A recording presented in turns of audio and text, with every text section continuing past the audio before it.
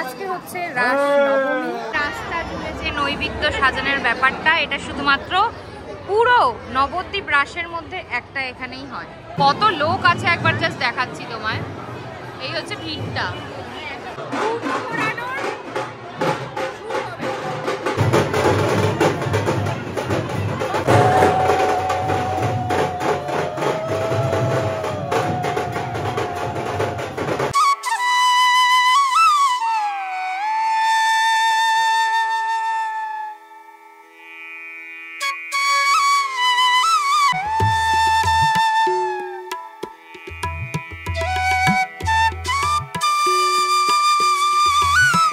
Cute লাগছে দেখো শুধু।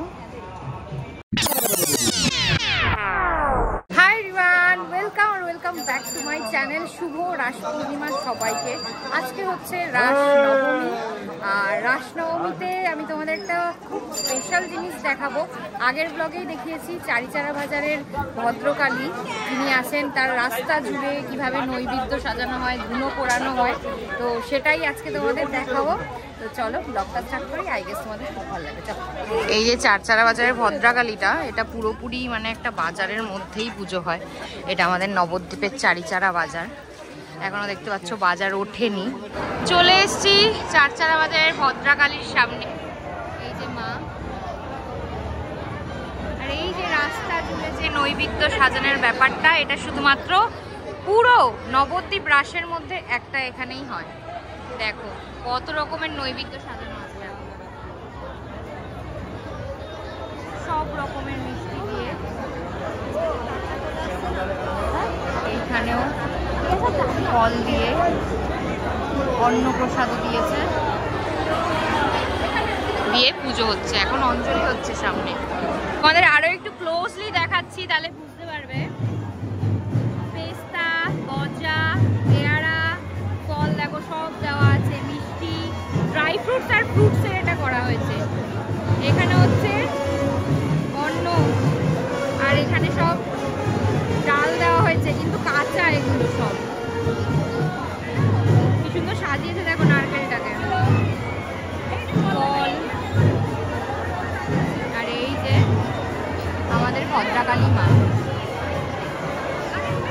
নবদ্বীপের ঐতিহ্য বহন করে চলেছে নবদ্বীপ রাস পূর্ণিমার। এই ভদ্রকালী মায়ের সামনেই কিন্তু এখন আরেকটু পরে ধুনো পোড়ানো, যেই আমাদের চিরাচরিত যেই প্রথা চলে আসছে, সেই প্রথাটা আর কিছুক্ষণের মধ্যেই তোমরাও দেখতে পাবে আর আমিও দেখতে পাবো। খুব এক্সাইটেড দেখার জন্য। যদি একটু ক্লোজলি দেখো, টোটাল 1 2 3 4 5 5টা সাজানো হয়েছে। দুটো বড় বড় ওই সাইডে, আর এই সাইডে তিনটে ছোট ছোট। কিন্তু আরও দুটো হয়, আগের বছর অবধি হয়েছে, এই বছর একটুখানি এইটা বড় করে দিয়েছে, তার জন্য এখানে আর কিছু আলাদা করে করেনি। এই সাইডের গুলোতেও দেখো, আচ্ছা এটা আমি ভাত ভাবছিলাম, কিন্তু এটা ভাত না, এটা চাল দেওয়া হয়েছে সাজিয়ে, আর পুরো একদম মিষ্টি ফিষ্টি দিয়ে সব দিয়ে দেখো, ফল, শসা আছে, জামরুল আছে, সব কিছু আছে, খই আছে ওখানে। আর এই সাইডেও দেখো সব কাঁচা শাকসবজি দিয়েছে, কাঁচা শাকসবজি আর চাল, ঠিক আছে। আর এই সাইডে মিষ্টিগুলো দেওয়া হয়েছে, গোটা ফল দেওয়া হয়েছে। আর এই সাইডেও হচ্ছে গিয়ে ড্রাই ফ্রুটস আর ফল, এগুলো দিয়ে সাজানো হয়েছে।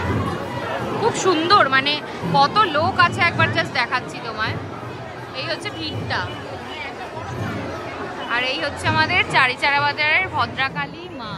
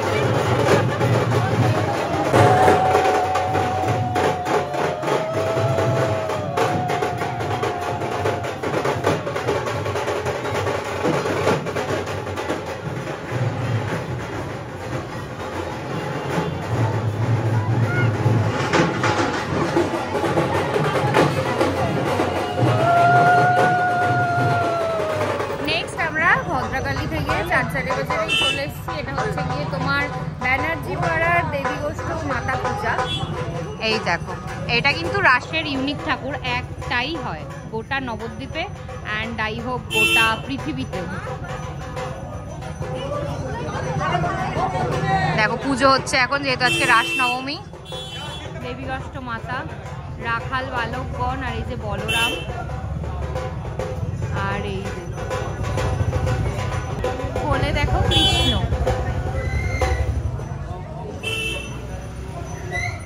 সরস্বতী, লক্ষ্মী, আর নিচে সব দেবদেবীরা। এখানে আর একটা ঠাকুর, লক্ষ্মীনারায়ণ, অনন্ত শয্যা। দেখো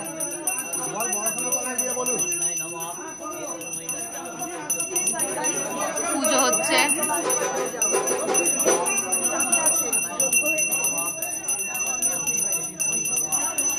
এখন আছি ইয়াং স্টাফ ক্লাবের ভারত মাতা পূজার সামনে। এই যে ভারত মাতা, দেখো নেতাজি আর ক্ষুদিরাম। এখন দাঁড়িয়ে আছি রাধা বাজারের মহিরাবণ বধ পুজোর সামনে। এই ঠাকুরটিও কিন্তু একটি হয় আমাদের গোটা নবদ্বীপ রাস পূর্ণিমার। কি সুন্দর সাজসজ্জা কালী মায়ের। এখানে সব পুজো হয়ে গেছে। কালী ঠাকুরগুলো আগে মানে নিশিটা দরকার, যেহেতু এর জন্য মানে কালকে রাতেই পুজো হয়ে গেছে। কালকে রাতে মানে রাত 12টার পরের থেকে পুজো শুরু হয়ে গেছে।